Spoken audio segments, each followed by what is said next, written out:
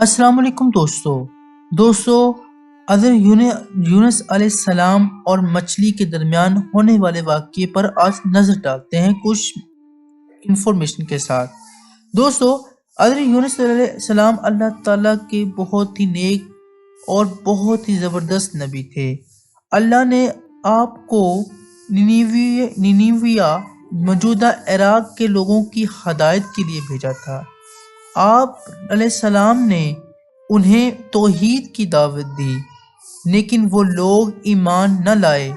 آپ نے بار بار سمجھایا مگر وہ ضد اور انکار پر قائم تھے۔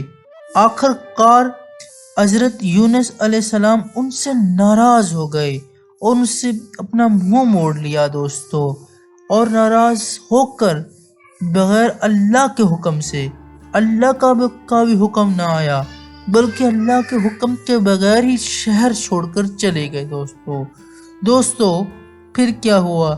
جب حضرت یونس علیہ السلام ایک کشتی میں سوار ہوئے تو طوفان آ گیا۔ کشتی کے لوگوں نے فیصلہ کیا کہ کسی ایک شخص کو سمندر میں پھینکا جائے تاکہ کشتی ہلکی ہو اور بچ سکے۔ دوستو یہ بات کرنی ہی تھی کہ انہوں نے قرآن دازی کر لی۔ دوستو قرآن دازی ہوئی تو ان میں حضرت یونس علیہ السلام کا نام نکلا۔ دوستو یہ قرآن دازی ایک دفعہ نہیں ہوئی، اور یہ قرآن دازی تقریباً 3 بار ہوئی۔ ہر بار آپ علیہ السلام کا ہی نام آیا، چنانچہ آپ کو سمندر میں پھینک دیا گیا۔ اللہ تعالیٰ نے ایک بڑی مچھلی کو بھیجا جس نے حضرت یونس علیہ السلام کو نگل لیا، مگر اللہ کے حکم سے مچھلی نے انہیں نقصان نہیں پہنچایا۔ آپ کئی دنوں تک مچھلی کے پیٹ میں رہے دوستو مچھلی کے پیٹ میں حضرت یونس علیہ السلام نے اندھیرے میں اللہ کی بارگاہ میں انتہائی عاجزی سے دعا کی۔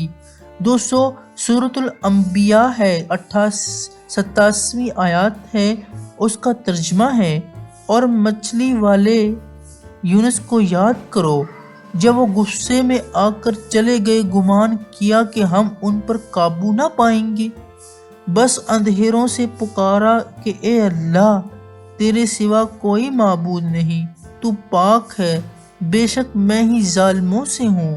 یہ دعا اتنی بابرکت تھی کہ اللہ تعالیٰ نے آپ کی دعا قبول فرمائی اور مچھلی نے آپ کو ساحل پر اگل دیا۔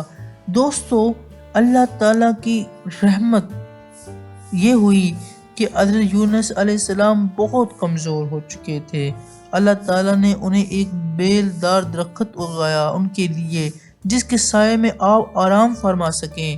جب آپ صحت مند ہو گئے تو اللہ تعالیٰ نے دوبارہ آپ کو عراق میں بھیجا، یعنی نینویہ میں بھیجا۔ اس بار آپ کی قوم ایمان لے آئی اور اللہ نے ان پر رحم فرمایا۔ دوستو سورۃ الانبیاء کی آیت نمبر 88 ہے، بس ہم نے ان کی دعا قبول کر لی اور انہیں عام غم سے نجات دی، اور ہم اسی طرح مومنوں کو نجات دیتے ہیں۔